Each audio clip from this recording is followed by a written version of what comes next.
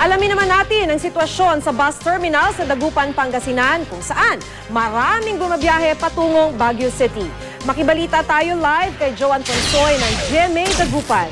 Joanne? Maki, sa mga oras kang ito, masalong kumapal yung bilang ng mga pasahero dito sa bus terminal. Kaya naman mas maigpit ang sinasagawang inspeksyon sa mga bagahe ng mga pasahero. Pero sa kabutihang palad, wala pa namang nakukumpiska mga ipinagbabawal na bagay.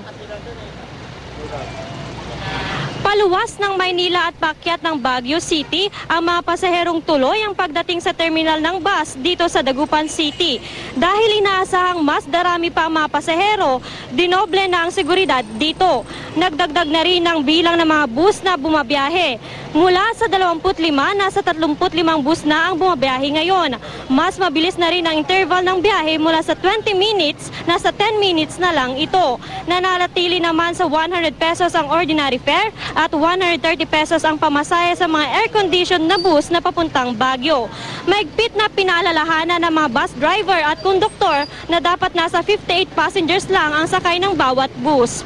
Maki, nananatili pa rin ang 3:30 AM ang pinakamaagang biyahe paakyat ng Baguio at alas 6 naman ng hapon ang huling biyahe paakyat ng Baguio. Pero maaari umano itong maiba, depende na rin sa dami nga ng mga pasahero na nandito nga sa bus terminal. Maki? Maraming salamat sa iyo, Joanne Ponsoy, live mula sa Dagupan City.